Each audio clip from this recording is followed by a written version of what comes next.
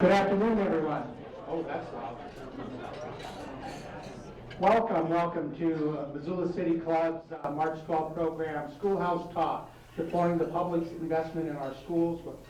And would like to welcome you all here today. And first of all, I want to congratulate every one of you on remembering to set your clocks ahead last night. I think a lot of you are familiar with our program format. It's very simple. Once we go to introductions, the speakers will give their presentation, and then afterwards, we're going to take about 5 to 10 minutes at each table. We'll discuss today's program. And then each table will come up with a question that they want to ask, and they'll select an individual to stand up and ask that question. We'll have a gentleman walking around the room with a microphone, so when you're ready, just raise your hand and he'll come to you. The first thing, though, I want every table to do once we get into table talk is to introduce yourself to each other. Part of the program with City Club is that you get to know your neighbors. So make an effort to introduce yourself so you know who you're talking to at your table. We want to thank our sponsors, and it's only through sponsorship that we're able to make these programs possible. And we especially want to acknowledge some of our new sponsors. First Interstate Bank is a new sponsor. Big Sky Public Relations, and I think someone is here from them. Yes, thank you very much. And Homeward, and I believe Homeward is here as well. Yes, thank you very much. It means a lot to us to do that. Second, we want to thank the members of City Club. And any of you can become a member of City Club. It's very inexpensive to do. It's $50 a year. And that gives you a discount on your lunches. And so on the table, you should see some forms there. Just fill that out, leave it at the desk as you leave. That way you'll get on our email list. We can let you know what's going on and make certain that you're aware of what programs are happening. Plus, remember, you get that discount for lunch. We want to also thank Missoula Community Access Television, MCAT, for filming this. If you miss a program and want to see it, go to MCAT, and they have recordings of all of our past programs. So you can catch up if there's a program you didn't see in the past. Now I'd like to introduce, and before I forget, would everyone silence their cell phones so we don't have cell phones going on? And now I'd like to introduce Susan Hay-Patrick, our City Club board member, who will introduce today's program. Thanks. Hi everybody, and thanks for being here. In 2015, Missoula voters approved 2 bond issues for Missoula County Public Schools totaling $158 million to improve the facilities and technology at all schools in the district. These were the largest voter-approved bonds in the history of Montana. I had the privilege of chairing the Citizens Committee charged with educating the public about the need for the bonds and advocating for their passage. I wouldn't have done it if I'd known they were like the largest bond issue in the history of the state of Montana, I'm just saying. Anyway, this committee, Invest in Missoula Schools, was made up of students, parents, educators, Chamber of Commerce leaders, realtors, folks from the faith community, and basically Missoulians who believe that if we really wanted to prepare kids for a 21st century education, we needed to give them the facilities and technology to do so, to succeed in our world. I think all of us involved in the bond campaign remain very grateful to Missoula voters for making those investments. But how are they being deployed? How's that process going? Our panel will talk about that and address a few other things today because there's a lot going on at Missoula County Public Schools. They represent a major portion of our property tax bill. They employ about 1,100 people, and they graduate the largest number of high school graduates in our county. So that's why they're here today, because they believe in being accountable to the community, and they're going to report to us about how those funds are being deployed, to talk about student success, and to talk about future financial needs. One of the considerations factored into facilities improvements was school safety, a topic that has never been more on our minds than it is today. And our panel will address school safety as well. So, here's who's on the panel. Mark Thane. Mark has served as superintendent of schools for Missoula County Public Schools since 2015. He's a Missoula native and a graduate of our school system. He has been, since 1981, a classroom teacher, building administrator, executive regional director, and executive director of human resources and labor relations. He holds a bachelor's degree in elementary education and a master's in educational leadership, both from the University of Montana. Dr. Elise Guest grew up in Missoula. She is executive director of teaching and learning for Missoula County Public Schools. She received her doctorate from the University of Oregon in education methodology, policy, and leadership. And Elise has a long history of experience in special ed and in educational leadership. And last but not least, the number cruncher, Pat McHugh. He's executive director of business and operations for Missoula County Public Schools. His primary responsibility is preparing and managing the district budget. He oversees business services, including, but not limited to, contract administration, payroll, accounts payable, property and liability insurance, and school elections. And Pat graduated from the University of Montana with a bachelor's in business administration and a law degree. And some of his volunteer commitments include, he's a member of the State Bar, the Missoula Cemetery Board, and the YMCA Finance Committee. So please welcome our panel, and I think Mark will go first.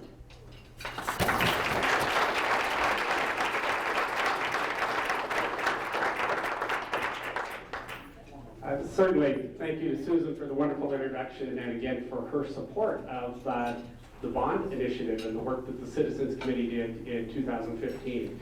And I recognize obviously a number of individuals in the room who are also key players in that initiative. As Susan mentioned though, we're going to talk a little bit more broadly than just about the bond initiative. So I do want to maybe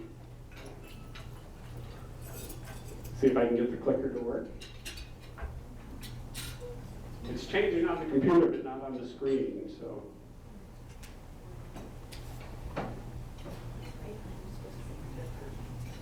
See what we're doing here.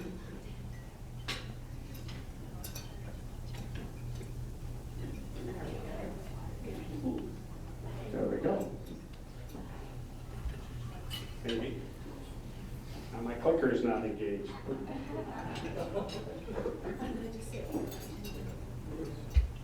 Okay, I think we're ready now.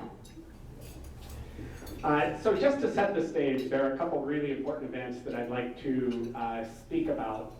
In 2011, the school district convened a group of about 300 individuals to begin a process to identify the critical elements in a 21st century education.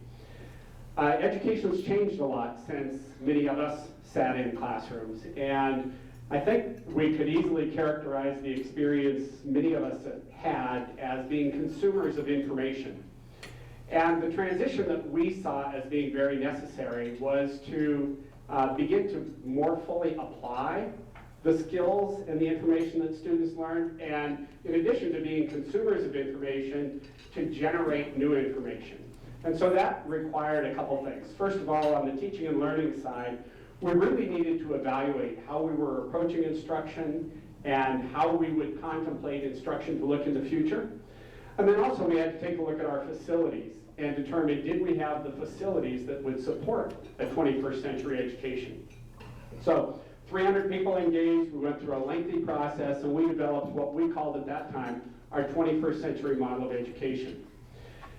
At just about the same time, roughly 2 years earlier than that, the state funded facilities studies. And we, as did many of the school districts around the state, conducted a very comprehensive assessment of all of our buildings. And that study revealed that we had literally millions of dollars worth of deferred maintenance needs that needed to be addressed in the district. Such things as ADA accessibility. And if you think about Hellgate High School as a prime example, you enter Hellgate High School and you walk through the door and there are massive stairways, and that's what a visitor sees.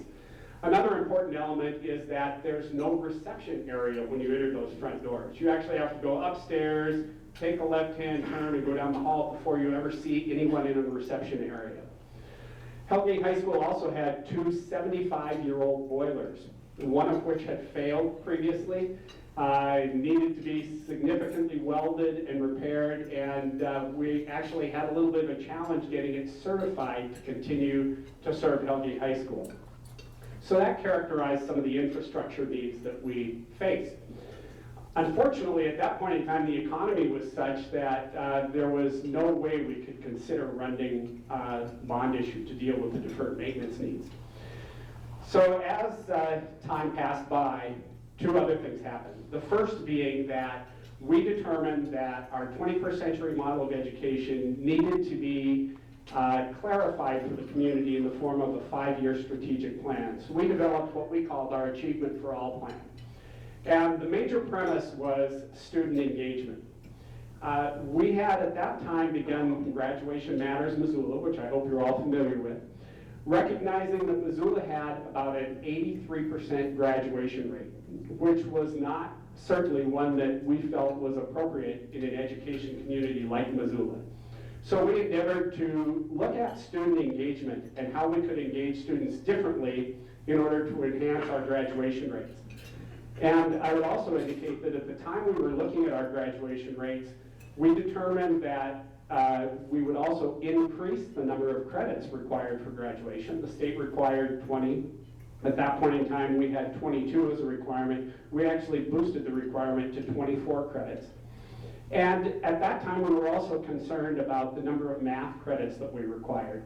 The state requires only 2 credits of math, and many students take those as freshmen and sophomores, and then they find that they may take a 2-year break before they head off to post-secondary education and struggle with math. So we increased the math requirement to a 3rd credit. Additionally, we looked at programs and said, what can we do to further engage students? And there are some examples listed. We have international baccalaureate diploma programs at both Big Sky and Hellgate High School. We have a primary years diploma or primary years IB program at Lewis and Clark Elementary. Franklin Elementary is in the candidate phase of the IB program. And Washington Middle School has recently indicated an interest in pursuing IB designation. So the IB designation is about engaging students differently. It's about using a global focus and integrated teaching methods in order to help students garner the important skills that they need moving forward. Paxson Elementary was recrafted as a dual language immersion school. And I think it's really important to recognize that all across the world, students learn a second language at a very early age, and that's not been the case in the United States. So we looked at how we could teach our current content, but use Spanish as a modality to do that. So meeting still the content expectations, but also giving the students the benefit of a second language. We listed up there CTE audit. CTE stands for Career and Technical Education. In the old days, we used to talk about students being either college ready or career ready. Now it's college and career ready, and that's really an important distinction. There are very few careers that a student can move into with only a high school diploma. Students that want to move into the trades or more of a career or vocational track still likely need some advanced training, either 2-year degrees, certificate programs, or 4-year degrees. So we want students to be prepared both for the world of work as well as the world of post-secondary education. We also recognize that all students don't come to school prepared to learn. Montana Behavioral Initiative essentially recognizes that in addition to academic development, we need to focus on the social, emotional, and behavioral development of our students so that they can take on the academic content. So Montana Behavioral Initiative essentially works to teach pro-social behaviors in a very explicit way in our schools so that students can access content. We also develop multi-tiered systems of support, basically using data to inform our classroom instruction, identifying those students that are ready to go, those that need some level of intervention, and those that might need more intensive intervention in order to access content. So we're looking at the instructional program. At the same time, we're looking at the facilities in which we render that instructional program. We then, as Susan referenced, approached the community, and we're very grateful that the community saw fit to support our bond requests. There are really 4 areas that we're looking at in the bonds. One is to take care of that deferred maintenance that I referenced. Second is to create environments that support a 21st century model of education. So that would include things like collaborative spaces and access to robust technology. We also recognize that almost all our facilities were built well before the time that we even considered the advent of technology. So we had to rewire buildings, and we built a fiber network to connect all our buildings within the district as part of our bond program. In addition to that, safety and security was a huge element for us. At the time that I spoke to you in 2015 about the bond issue, I referenced Columbine and Sandy Hook. And unfortunately, we could add to that Marjorie Stoneman Douglas High School in a most recent example. We need to provide an environment that provides the greatest level of security possible for our students. So as I referenced earlier, one facet of the project that we've taken on is to create welcome centers, vestibules, where all those who come to the school will be funneled through a single entrance. They'll be greeted by somebody, and only those who have been essentially granted permission will be allowed off into the school buildings. It's unfortunate we've gotten to that point, but I think in the interest of student safety, that's necessary. We're also putting card key readers on all of our school buildings. So not only students, but staff will have card keys. So in our high schools, for example, where there are multiple entrances, students will be able to access locked entrances during certain portions of the day so that we can maintain security, but students can still access the facility. An example might be if a student is taking a morning weight training class and they need to be there at 6:30 in the morning. We can program that door so that their card key will allow them access between 6:30 and 7 a.m. So again, enhanced level of security there. We're also looking at updating our alarm systems, our capacity to lock down buildings, and again, trying to take advantage of the elements that we know are critical to provide safety and security for our students in the 21st century. The last piece that I would talk about again is with environments, we also need to consider capacity.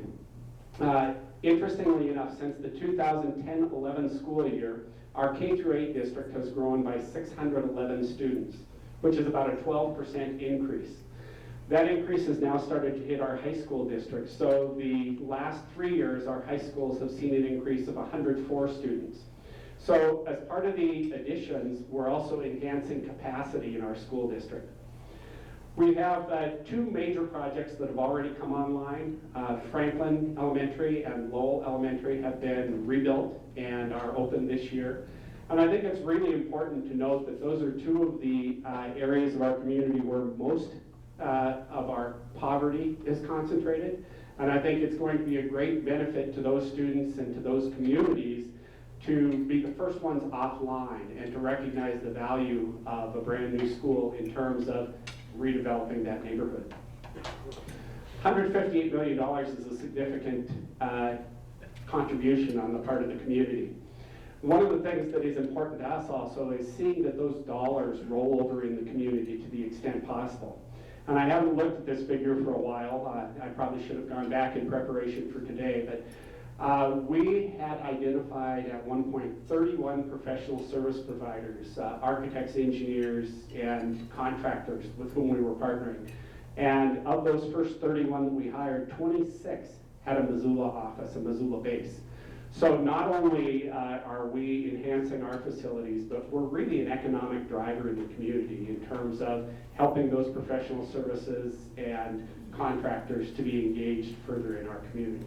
So we're really excited about where that takes us. But the last thing I do want to talk about is, again, in the context of the last 2 weeks, there's been a lot of questions about safety and security from a mental health aspect. And I would just mention that we have in each one of our buildings now what are known as CSCT teams, and that's Comprehensive School and Community Treatment Programs. We actually contract and have mental health therapists in all of our buildings working with students who are identified and have significant needs. I previously referenced Montana Behavioral Initiative, which is an effort to be proactive in terms of teaching those pro-social behaviors and again working to create a safe and inclusive school environment. And unfortunately, if we do find ourselves challenged by threats or potential threats, we do have a clearly identified threat assessment protocol where we bring professionals together, which might include school administrators, law enforcement, counselors, mental health therapists, and they actually go through a very structured evaluation of the student who is alleged to have made threats, et cetera, to determine not only the level of the threat and how serious it is, but also then what interventions might come into play in terms of moving forward.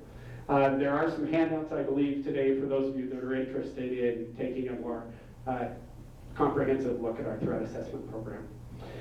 So with that, I am going to turn the microphone over to Elise Guest. Elise is in her second year in Missoula County Public Schools as our Executive Director of Teaching and Learning.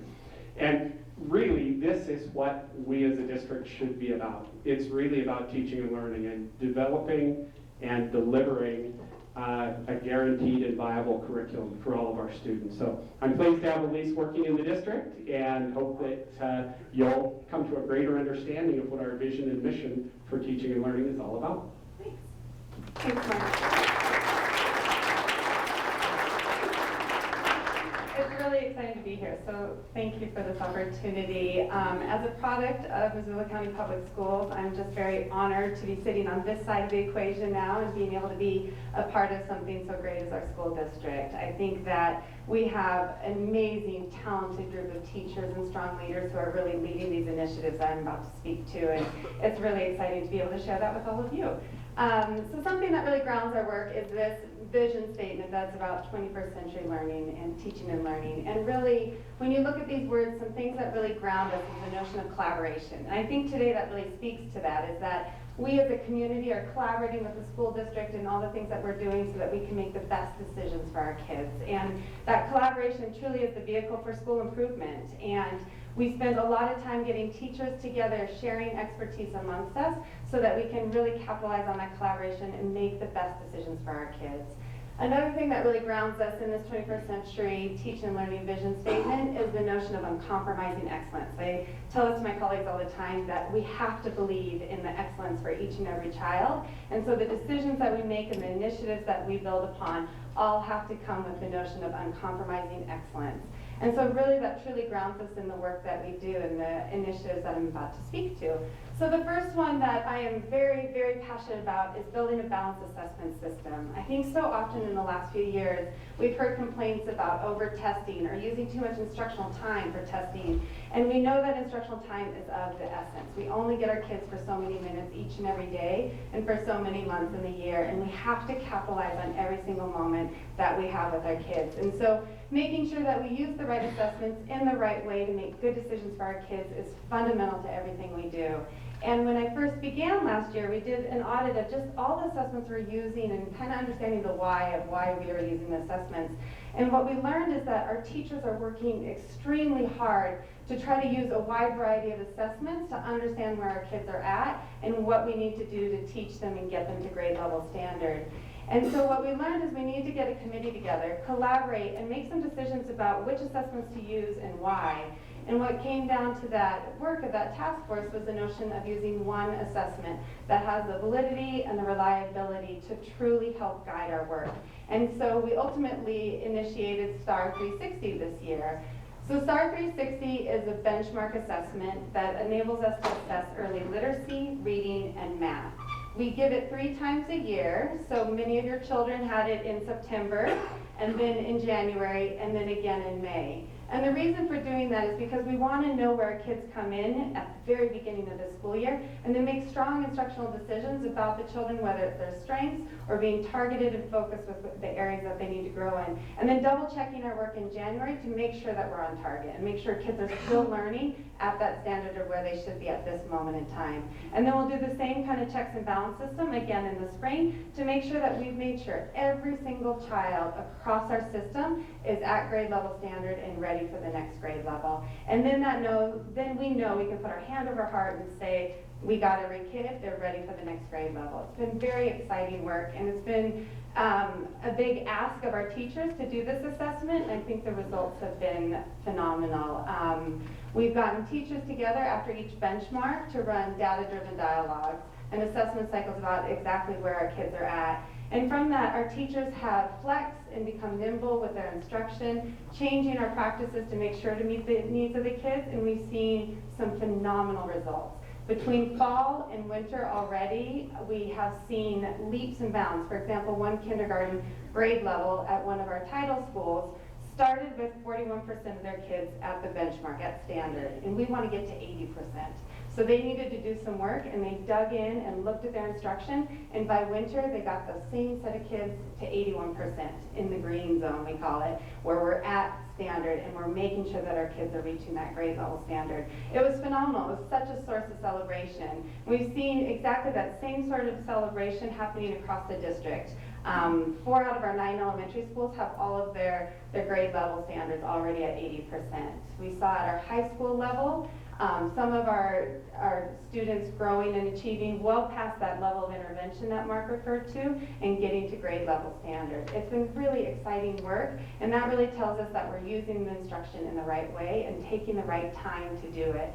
And so many of you have probably gone to parent-teacher conferences, should be getting a little handout and some initial parent reports that begin to share this information with everyone else, but it's super exciting. And I think the second big initiative that's coming out of Teach and Learning that we're super proud of is the notion of job-embedded professional development. If that we're really going to talk about improvement and talk about how to best meet the needs of kids, then we need to get together at the district office and really share the expertise amongst us. So we have literally had teachers from all different content areas coming and talking about their practice, really looking at the standards for each grade level, and we've deepened our knowledge of exactly what the standards are asking of for our students. We've been able to bring assessments to the table, bringing work samples to the table, making sure that we're moderating our grades, because what we want to do is put our hand over heart and make sure that no matter what school you go to, no matter what teacher you have, that every kid is afforded the same rigorous academic achievement opportunities across our district. And that's a wonderful, awesome promise that we give to each and every kid. And that's what we call guarantee and viable curriculum. So we can guarantee that everyone gets that academic rigor, and viability means that it can happen across the school year. So with that, we've already seen some great successes. And the biggest impacts that my competitive edge is very proud of is that we are leading the charge across the state. So 3rd and 5th grade, we have 13 to 15% higher rates than our peers across the state. And even in 6th grade, it's 7 to 11%, which becomes harder as the kids get older because the standards become more and more complex. And so it's really fascinating to see such academic growth and achievement across our students, and we know that it's all because of how we're getting our teachers together for job-embedded professional development, where they're really digging into what they're doing, inquiring with each other, and then putting that new learning into practice immediately. It's really awe-inspiring, and hands down, we owe a lot to the teachers who have committed to this work. I think in addition to the achievement up on the screen, and I certainly won't read everything to you, but is the notion of our commitment to innovative practices. Mark spoke to International Baccalaureate across our elementary and high schools. He spoke to some of the STEAM and all the other areas that we're doing, and I think it's really exciting to pair academic achievement with innovative practices, and then we know we truly are reaching the goal of ensuring that every graduate excels and succeeds in the community after high school. So with that, I'm going to pass it now off to Pat McHugh, who's going to talk about the financial support that makes all this happen.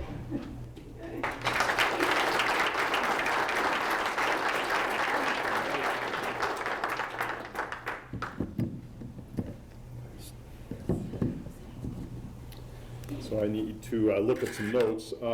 Everybody hear me okay? Patton, you'll have to thank. She prepared the slides, so you're not going to be viewing my graphs and detailed numbers. I'm welcome to share those with you at another time if you'd like to get into the weeds. Sort of backing up on what both Mark and Elise talked about is from a finance standpoint, the Montana Constitution, Article 10, sets as the goals of a public school system the development of students. And really what it says is to, and this is codified in statute, is to develop the full educational potential of each student. So when we look at the financial end of things, we keep that in the first frame of mind. And the statute itself talks about the development of a basic system of free quality schools, which was defined in 2005 as meeting accreditation needs, the needs of special education students, Indian education for all, facilities to meet accreditation, a qualified, dedicated staff, and access to track student achievement, which is some of the things that Elise talked about. In terms of background, which I think is an important frame of reference for our schools, and I believe Mark mentioned this, we have enrollment of over 9,000 students. Our students occupy 17 buildings. That's 9 elementary buildings, K-5, 3 middle school buildings, and 3 Class AA high schools, the Willard Alternative School, and then the high school in Sealy, Class C school. Our students are served by over 700 teachers, that's certified staff, over 400 classified or hourly staff, and those school buildings are also occupied by the leaders, the principals, and assistant principals. This past year, when we distributed our W-2s as an example of the amount of staff and the level of commitment to our students, there were over 1,800 W-2s issued, which includes our substitutes and hourly pay employees.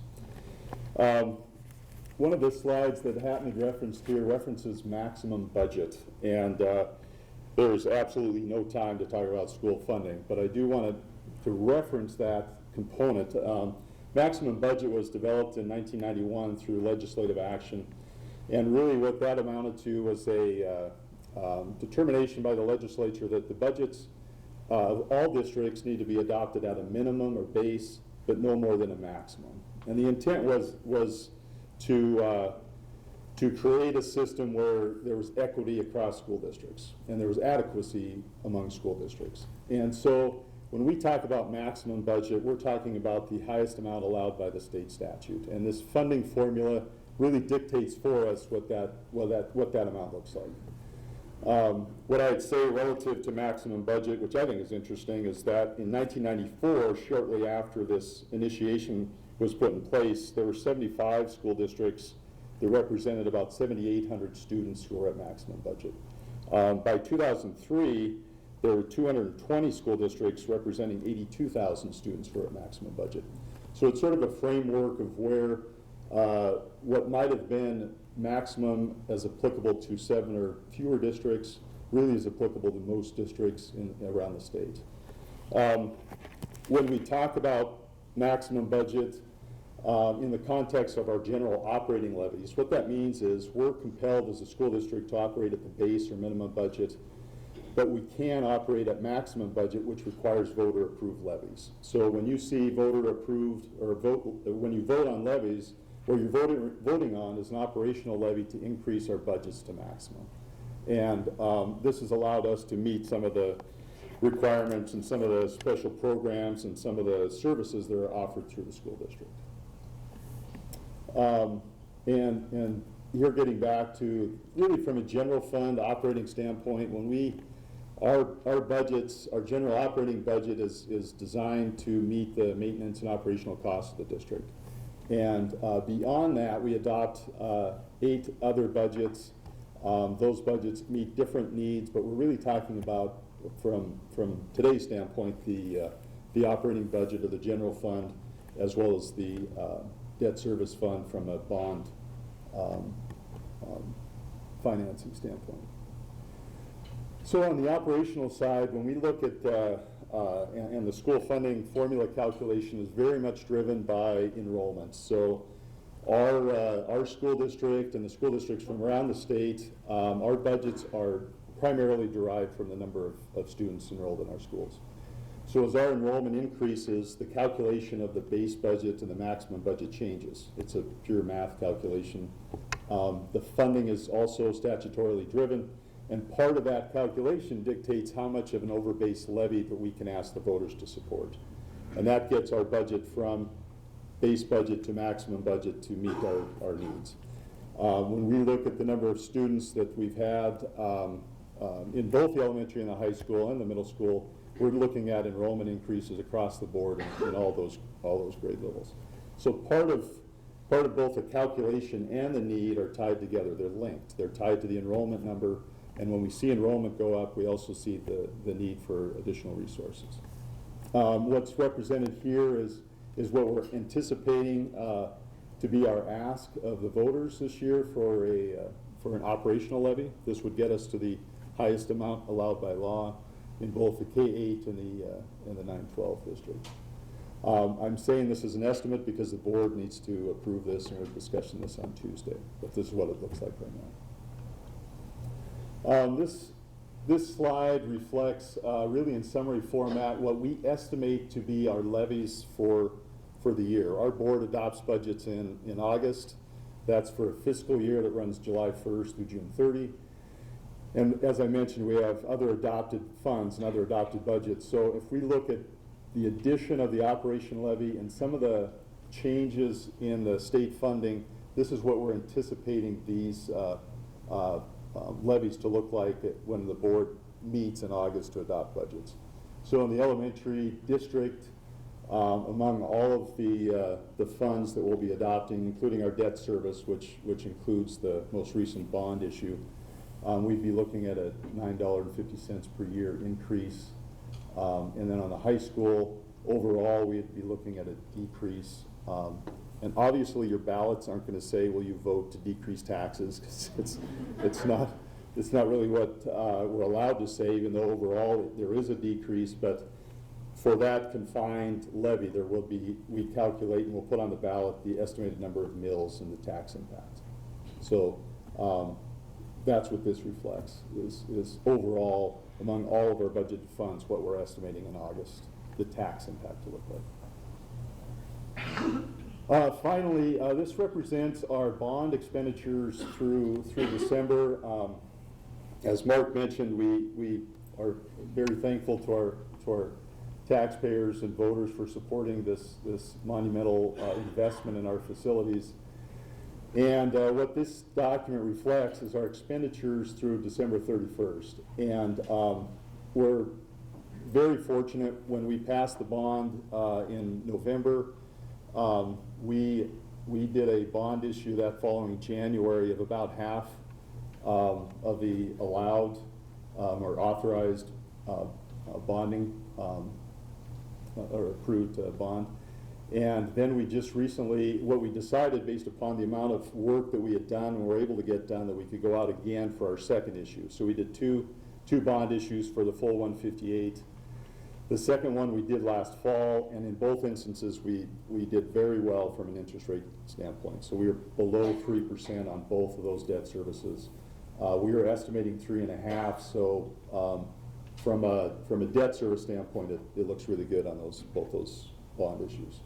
You probably can't see a lot of the detail, but what we're breaking down among these spreadsheets is where we're expending among construction and technology. And I think what was mentioned earlier and really what was lacking in some of the early funding developments in the school funding formula is just the impact of technology, both from an educational standpoint and then also from an infrastructure standpoint. So the investment we've made in technology has been hugely impactful in our schools and will likely continue to be. That's all I have. Thank you.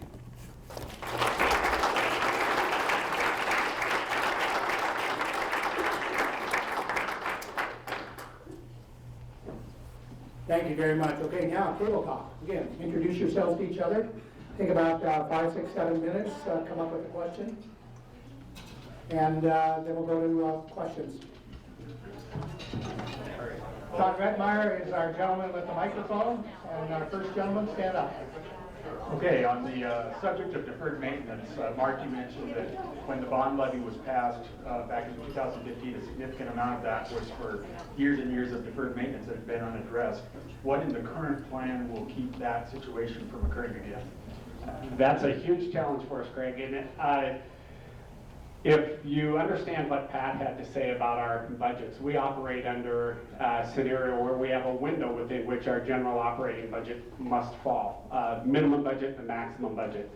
And state statute does not allow us to carry over budgets from year to year. Essentially, they don't want you levying excess dollars on the taxpayer to build up a cash savings account to deal with it. There are a couple mechanisms to deal with deferred maintenance. One's what's typically the bond type programs, where you identify a significant need, ask the voters to support it, and you do the work. The second is a building reserve fund, which essentially you ask authorization of the voters to raise a certain amount, but you spread it out over a few years and you do the work incrementally as you move along. If you look at Hellgate High School again as an example, we had two 75-year-old steam boilers. We're converting that building to a hot water heat and replacing the boilers, and it's literally millions of dollars in retrofit. So we don't have capacity to save to do that. So 40 or 50 years from now, I suspect somebody will come before the community and say, we need to update Hellgate's infrastructure heating system, and the voters would have to pass it at that time. When we talk about deferred maintenance, I do want to clarify one thing, and that is, it's not as though custodians and operations and maintenance haven't been doing their work. If you walk in our building, they do a great job for us each and every day. But it's just that we don't have the financial capacity to do major projects unless we get approval from the voters. Hi, so Paxton Elementary, the dual immersion program is amazing, and my kiddo is a part of it, very grateful for it. The question I have, and we have as a table, is these kiddos are then, after 5th grade, funneled into Washington Middle, where there does not exist a dual immersion program. Are there currently plans in place to try and make that happen, or what does the future hold for the dual immersion program for Washington Middle? Sure. Great question. And I referenced earlier that Washington Middle School is in the initial exploratory phase of the International Baccalaureate Middle Years program. Washington is in a situation right now where they will receive 5th graders from Paxton who have had a dual language immersion experience, 5th graders from Lewis and Clark who have been through an IB program, and 5th graders from Rattlesnake whose emphasis has been on green learning and such. And the challenge they face at Washington is how do you meet the diverse needs of all those learners who are coming together in a single middle school? So the staff has had conversation, and they've landed on International Baccalaureate with, again, an emphasis on language. So they will continue the Spanish language. It's likely there will be 2 periods, about 90 minutes a day, in Spanish language instruction available for those students. And again, they're still working through the scheduling of that, but the first group that began in dual language immersion as kindergartners at Paxton will transition to Washington in the fall. The board has already approved the halftime IB coordinator. I know Julie Robitaille and I are meeting with the Washington staff this week as we hear what their latest iteration of plans are, but they are working right now to accommodate those students. And I would also say that the STAR 360 for the assessment also has a Spanish component, so we ensure that those kids have part of that measured as well. So that's just Mark, thank you. Mike. Thank you for this. Could you talk briefly about what MCPS's process and maybe time frame is for deciding what to do with the properties that won't have schools on? You know, specifically, you know, our neighborhood association talked with you in great detail about the Willard, the current Willard school, the building the new one, and what's going to happen also with the Prescott School once Missoula International is out of that. Perfect, thank you. So Missoula County Public Schools does own a number of properties that are not currently being used as school facilities by our district. A couple examples, Whittier School, which is located on the north side, is currently housing the Head Start program, and we lease the building for $1 a year for Head Start to utilize it. Prescott School in the lower Rattlesnake is currently leased to Missoula International School, and that's where they offer their programming. We have property on South Avenue, where South Avenue takes the jog to avoid Malfunction Junction. It cut a big lot into 2 pieces. Missoula County Public Schools owns that lot. And that's one of the properties that we will have some discussion about as a school district. It's directly across the street from a major property that we hold. And the question is, do we envision in the future that that would ever be a school site? And if not, should we consider converting that into an asset so we don't need to a cash asset, so we don't need to come back to the voters for some immediate needs that we have? So part of Mike's question, we, July 1st, took back the former Missoula College buildings. You may not know that Missoula County High School District built those buildings, and then when the technology programs, it was the College of Technology at one point, when those vocational and technical programs moved to the university system, we sold those buildings to the university for $10. We just bought them back for $10. But again, deferred maintenance is huge there, roofs, boilers, and then some renovations in order for us to inhabit those buildings.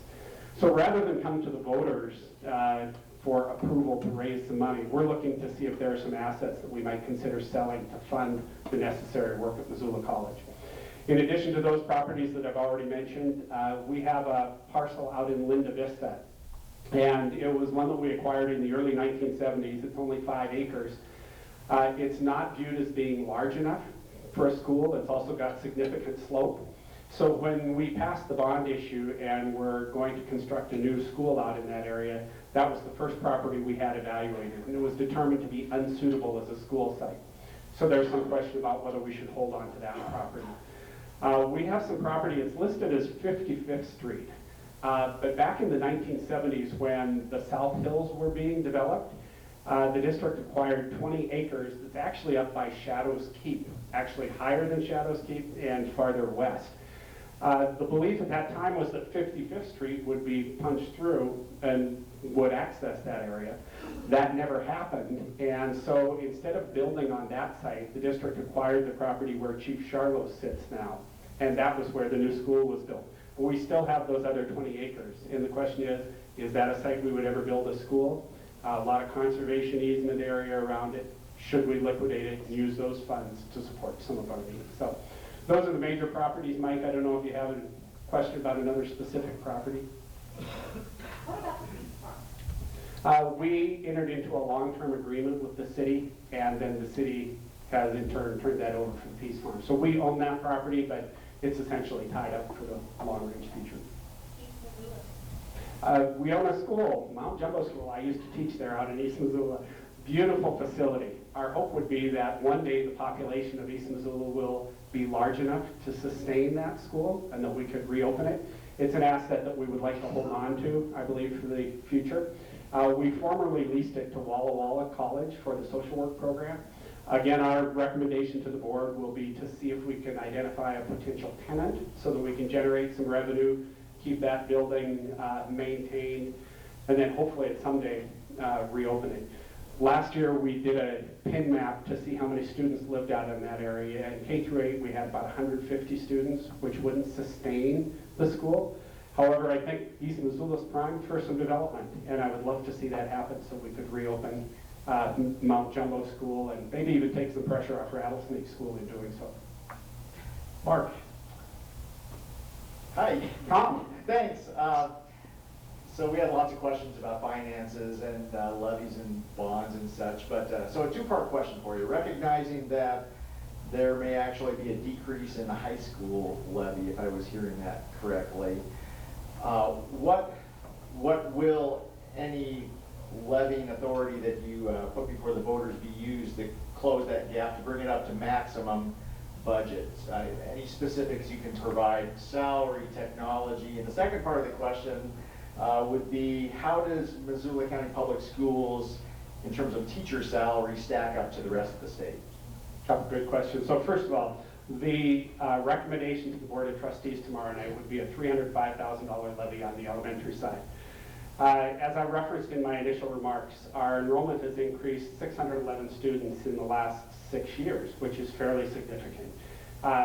What that has resulted in is we this year have about 18 classrooms on the elementary side that actually exceed accreditation standards. And in many of those cases, we have paraeducators added to those classrooms so they technically meet the standards. So we've built into the budget the need for 5 additional staff members, certified staff members on the elementary side. That's part of the request. We do have collective bargaining agreements that have been negotiated, and so there are salary increases that are included in there. And then materials and supplies, and Elise is going to cringe again when I say this, but I say it all too frequently. In order to make our budgets work the last few years, we have completely eliminated our line item for curriculum materials. So again, just trying to balance budgets and stay within that cap. So we're hoping to be able to augment some budgets, provide access to teaching and learning materials, etc. Right now, we keep our fingers crossed and hope we have a light year for utilities and a light year for substitute teacher usage. And then at the end of the year, we take that residual and we use that to buy our curriculum materials. And that's not a very good way to do business. So we're hoping to restructure the budget a little bit. Again, on the high school side, we're seeing enrollment increases begin to hit the high schools. We also, again, have the same collective bargaining agreements, et cetera, in place. The levy request would be $171,000 of spending authority on the high school side. But as Pat referenced, the overall impact of all our budgets would be a decrease on the high school side. Part of that is the way permissive levies work in order to get us up to our budget figures. And I don't want to get into the weeds, but essentially a year ago the legislature reduced a number of funding streams for us, resulting in greater burden being shifted to the local taxpayer. As we look at fiscal year 19, some of that burden again will be picked up by the state, which causes a reduction in local taxes. And that's why you see the $4.12 reduction in the high school district, even if the voters pass the levy request that we have. So the net effect of the two levies, if you live in both districts, which is most of us in the Missoula area, would be about a $5 a year increase on a $200,000 property. Did I forget a second half of your question? Yeah, how do salaries stack up? We are generally lower than Bozeman and Helena, but higher than the other AA districts, so we're kind of middle of the pack. We look at it from a couple different ways when we go to the bargaining table. One is the base salary, and how does our introductory salary compare? We also look at the top end salary, how does that compare? And then there's actually a calculation of lifetime earnings that sets some parameters and calculates what a teacher in Missoula would earn over a full career versus Billings, Great Falls, Helena, Bozeman, et cetera. And generally, we're middle of the pack to slightly above the median. Thanks to the whole team for a very informative forum. Appreciate it. So I'll follow up on your answer to the last question. Given the fact that Missoula voters supported the largest bond issue in the history of the state, one would guess that if they had an opportunity to support instruction in the same way that we've supported infrastructure and buildings, that Missoula voters would probably vote for excellence inside the classrooms. But if I understand, and I think I do, that the ins and outs of state law were really prevented from expressing that commitment to excellence in that arena. Is that a fair assessment? I think you characterized that well. And is there anything at all that we could do about it? I would say two things. First of all, as Pat referenced in his presentation, Montana's Constitution guarantees equity to opportunity for education in the state. And there was a lawsuit related to that because some districts did exactly what you expressed, Mr. Chemist, and that was that they were able to pass levies and fund education at this level, and other districts that were unsuccessful were funding at this level, and it created inequity across the state. So the solution was to create that window, minimum and maximum budget, and everybody had to fall within the window. I tend to think that the solution that we need to look at right now is really a legislative solution. I would say that if you look at what's happened in the last several legislative sessions, the burden has been shifted from the state to local taxpayers, and I would like to see that trend reversed. One example, we used to get a payment called the NERD payment, Natural Resource Development. So in addition to taxpayers, Montana's extractive industries were taxed, and we got some tax payments. That payment's been eliminated, for example. So again, we rely on state general fund to a greater degree and local taxpayers. I think we need to broaden our tax structure and thereby the supports to school. And I would like to see that happen at the state level to provide some relief to the local taxpayer. So picking up on the earlier questions regarding deferred maintenance, okay, and also now the other element, increased increasing possible the need for increasing funding for instructional purposes, okay? And also your point on interest rates. On the current bonds that are due, we're at 3%. On the new bonds that were just voted for, we're at 3.5%, which is commensurate with interest rate changes in the market. The Fed has announced that they'll probably increase interest rates just this year another 3 times, possibly a 0.25% interest rate. Given all of that, is there any discussion about proposing to actually increase the bonds to take advantage of these current interest rates, knowing that selling off some assets might and should be the first thing, and knowing that we can never completely predict interest rate changes? But is there any discussion regarding that? So a couple clarifications. First of all, we were authorized to sell between the two districts $158 million worth of bonds, and we have sold all 158. And I think the true interest cost was 2.61%. So that's what we're locked into at this point in time. So we did get very good interest rates. When the bond was promoted to the community, we were projecting 3.5% interest. So the impact on the taxpayer was less than we actually represented when we were out campaigning. At this point in time, I would suggest that we're taking on, number one, about as much work as we can take on. And although there are going to be some needs that remain unaddressed through the bond projects, we will address the most significant needs. And so our hope is that that will get us a few years into the future and that we won't need to come back to the taxpayers with a bond request immediately. We would likely come back before the voters at some point in the relative near future with, again, a building reserve request. And essentially what a building reserve request does is allows us over a 5 to 7 year period to gather some funds to take care of ongoing maintenance issues. So as we need to replace carpet or paint buildings or that kind of thing, we need a source of revenue to do that.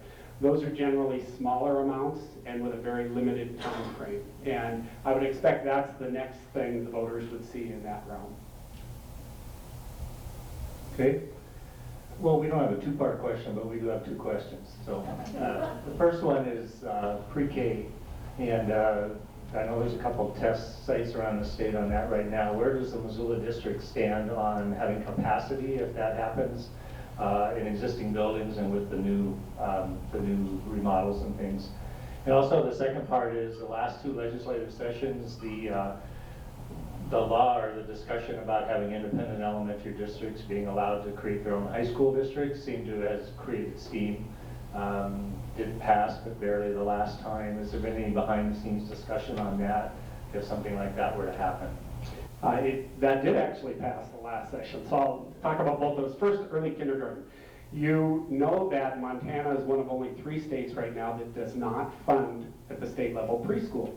And there has been some work in the last couple legislative sessions in that regard, but it has not gained much traction. In Missoula County Public Schools, we're exploring right now what we're calling an early kindergarten program. And we recognize that we have students that oftentimes come to school with very different experiences than other students who are coming to school initially. So we're targeting our Title I schools, and those are schools where majority of the students fall below the poverty level. And we're looking to identify 4-year-olds with the intent of providing an early kindergarten experience for them so that they can learn school readiness skills, begin to develop some skills and attributes that will help them be successful then the following year in a traditional kindergarten program. We're hoping to pilot 3 classrooms next year, and we have one of the buildings, back to Mike's question, that is not used as a full regular school is Jefferson School on South Avenue. We use that for our special education preschool presently, and we would like to add 3 of the early kindergarten classrooms there. We've worked with the state, and they will provide us funding on a per pupil basis for the early kindergarten programs. So we're working to develop curriculum. We'll look to target some recruitment this spring, hope to identify about 60 students in a pilot program, run them through a year of early kindergarten at Jefferson. Then the next year they would go back to their neighborhood schools for a traditional kindergarten experience. We think that would help level the playing field for those students and give them a greater likelihood of graduating on time and ready for transition to post-secondary in the workforce. So that's the first question. And then Mike, what was the second one? The second one was about the independent elementary district. Oh, thank you, yes. The legislature for years had a moratorium on creating new high schools. And at the last legislative session, certain districts were exempted based on their size and were allowed to pursue additions of high schools. So Lockwood and East Helena, Lockwood's outside Billings, and East Helena are both pursuing that right now. Hellgate Elementary qualified here in Missoula and could have pursued a high school. They, however, just went out and bonded for a major expansion on their campus, building a new middle school. They also still are subject to the bonds that we cast for our high school district because we serve their high school students. So my understanding is there's not anything actively happening at Hellgate Elementary with regard to creating a high school district, but they do have within statute the wherewithal that they could consider that at some point in the future. Just going through the open houses at the high schools, we have wonderful high schools in this community, but they're very, very different. And yet there's this concept of open enrollment, not really, kids didn't get into the schools that they wanted. The expertise of each school is so different, but wonderful. I'm just kind of curious what your philosophy is and how that's going to pan out in the years to go ahead. Excellent question. So Elise referenced a guaranteed and viable curriculum, and regardless of which of our high schools you attend, certainly you're going to have access to that same curriculum. There are some specialized programs in high school that use different methodology, but to teach likely to the same outcomes. So Big Sky High School, for example, has the Health Science Academy. And the students at Big Sky are still held to the same standards in social studies, math, English, etc. However, that content is taught in a thematic way through the Health Science Academy. Those students also have the opportunity to be out in the community and do internships. The teachers have an opportunity to go out and do externships. So they get real world experience that's also focused on the health sciences. So that's one example. We have the International Baccalaureate programs in 2 high schools. We have a very robust advanced placement, AP, and concurrent enrollment dual credit program in the high schools. So again, students have very similar opportunities, but the modality through which they're taught may vary from building to building. I think that's healthy. You referenced open enrollment, and we have traditionally allowed students to largely choose which school they wanted to attend. Because of our increasing enrollment, that's become increasingly difficult because there's a capacity issue at a number of our schools. So we still do have technically open enrollment. Right now the students are all enrolled in the school based on their attendance area, and then they have to actually apply for consideration of out-of-area placement, and it's only on a space available, first come, first served basis right now. Thank you very much. Thank you.